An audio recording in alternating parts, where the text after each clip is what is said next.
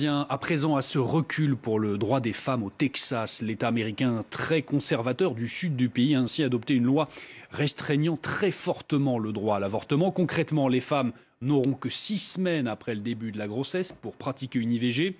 Or, plus de 80% des avortements ont lieu après ces dates. C'est donc quasi de facto une interdiction de l'avortement dans l'État. Regardez. C'était le 20 mai dernier. Le gouverneur du Texas signait une loi pour interdire l'avortement dès que les battements de cœur du fœtus sont perceptibles à partir de 6 semaines de grossesse. Un texte entré en vigueur ce mercredi. That ensures that the life of every unborn child who has a heartbeat will be saved from the ravages of abortion. D'après le planning familial, plus de 85% des avortements ont lieu après 6 semaines de grossesse au Texas. Cette loi aurait donc pour effet d'empêcher presque tout avortement dans cet État, même en cas de viol et d'inceste. Mais le texte va encore plus loin, en incitant les citoyens à porter plainte contre toute personne, y compris les soignants, qui aideraient une femme à avorter au-delà de 6 semaines, avec une récompense de $10 000 à la clé en cas de condamnation. Le Centre pour les droits reproductifs dénonce une prime à la délation. La loi incitera quiconque désapprouve l'avortement d'une patiente, un parent, un partenaire violent ou même un étranger, à intenter des poursuites en justice. Plusieurs organisations de défense des droits ont déposé un recours d'urgence devant la Cour suprême, mais celle-ci n'a pas encore répondu. La plus grande juridiction du pays a reconnu le droit à l'avortement en 1973 dans un arrêt historique, Roe versus Wade. Depuis, plus d'une douzaine d'États conservateurs ont tenté de restreindre cette liberté au-delà de 6 semaines de grossesse. Jusqu'à présent, ces lois ont toutes été invalidées par les tribunaux. Mais aujourd'hui, avec une large majorité de juges conservateurs à la Cour suprême, le droit à l'avortement est plus que jamais menacé. Et pour évoquer cette nouvelle loi anti-avortement, il faut bien le dire, au Texas, on retrouve en direct notre invité. Bonsoir Fabienne El-Khoury. Bonsoir. Vous êtes porte-parole d'Oser le féminisme, vous êtes donc familière de ce type de sujet. Première question très simple pour commencer avec vous, comment réagissez-vous à l'adoption de cette nouvelle loi au Texas donc? C'est comme vous l'avez dit, c'est un recul honteux du droit des femmes au Texas. Et ça nous rappelle tout le temps que les droits des femmes qu'on pense qu'on a acquis, et même dans des pays comme les États-Unis qui prétendent défendre les droits des femmes à l'international, même ces droits qu'on pense acquis ne sont pas toujours acquis et on doit toujours dépenser plein d'énergie à maintenir les droits au lieu d'avancer pour une véritable égalité. Et en fait, cette loi, elle est vraiment dramatique sur plusieurs niveaux. Dans un premier temps, c'est pour les femmes au Texas, spécialement et selon les militantes sur le terrain, ça va toucher le plus les femmes en situation de précarité. Et pour certaines militantes, elles parlent aussi des femmes noires qui vont être le plus touchées, car c'est des femmes qui n'ont pas les moyens, par exemple, pour aller dans un autre État pour avoir un avortement comme d'autres femmes plus aisées puissent faire. Et cette loi va mettre en danger beaucoup de femmes, car en fait, elle ne va pas interdire vraiment tous les IVG, mais une bonne partie des IVG sous contrôle médical et du coup sécure. Et dans un deuxième temps, idéologiquement, c'est vraiment affligeant ce qui se passe. C'est-à-dire, on est toujours en train de débattre, est-ce que l'IVG c'est un droit ou pas, alors que ça devrait juste être un droit.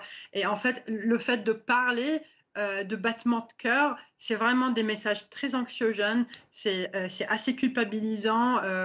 Vous avez entendu ce que le gouvernement a dit. Du coup, c'est vraiment beaucoup de messages qui culpabilisent les femmes qui ont eu recours et qui veulent avoir recours à l'IVG. Du coup, idéologiquement aussi, on est elles sont en train de perdre, pas juste au Texas, car voilà, c'est maintenant une question de société. Aux États-Unis, c'est une question de débat et tout. Et du coup, c'est pas juste une interdiction pour les femmes au Texas. Et une autre chose, c'est cette loi qui encourage des personnes à porter plainte contre des cliniques ou des personnes qui aident des femmes à avorter au-delà des 6 semaines. C'est comme, en fait, ça renforce l'idée patriarcale que la société a le droit de contrôler les corps des femmes, que c'est ce qu'on fait avec nos corps, c'est pas sous le seul contrôle de nos choix et de nos désirs, mais toute la société a son mot à dire en fait on peut porter plainte et même un agresseur ou un homme violent peut porter plainte contre sa femme violentée si jamais elle veut avoir recours à une IVG. C'est vraiment scandaleux tous les résultats de cette loi. Vous évoquez justement une sorte de mentalité patriarcale, il faut bien dire, parce que cette loi, on a vu l'image du gouverneur et des élus républicains sont majoritairement, il faut le dire aussi, pour beaucoup des hommes assez âgés. Comment changer, selon vous, les mentalités pour amener les hommes en particulier à penser différemment l'IVG ? Ça commence aussi par combattre la déshumanisation des filles et des femmes de vraiment des jeunes âges, en fait. C'est que le fait que les hommes puissent penser qu'ils ont un contrôle sur le corps des femmes, ça dit aussi qu'on est un peu déshumanisé, on ne pense pas comme un être humain, qu'on a nos choix et nos droits, et c'est notre corps.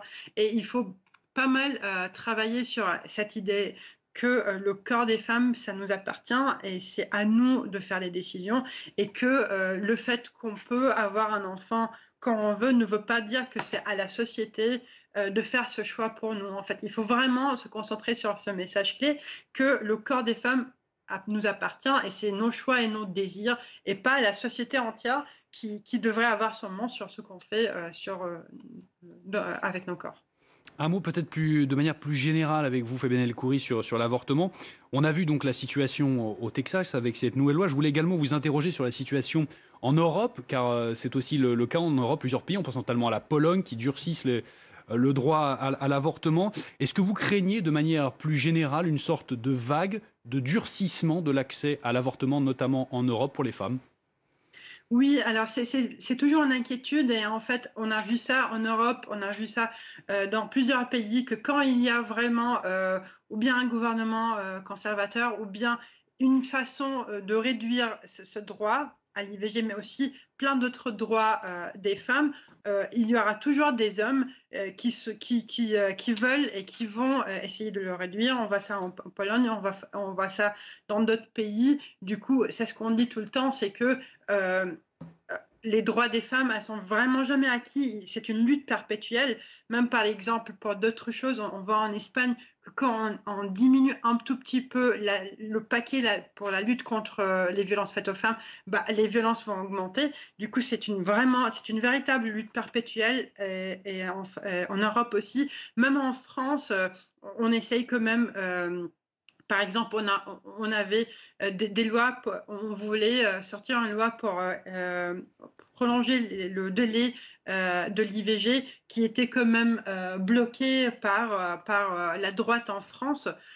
Du coup, on a vu même durant la pandémie de Covid où il y a beaucoup de femmes qui n'ont pas pu recourir à l'IVG pour plusieurs raisons. Et du coup, on n'a pas du tout pensé à ce droit-là quand on a mis des mesures d'urgence en place. Du coup, en Pologne et dans d'autres pays européens, c'est un droit à défendre malheureusement d'une manière perpétuelle. L'IVG est donc un combat permanent pour les femmes, on l'aura compris. Merci beaucoup Fabienne El-Khoury d'avoir répondu aux questions de France 24 dans Paris Direct. Merci. On en vient à présent à l'actualité en France avec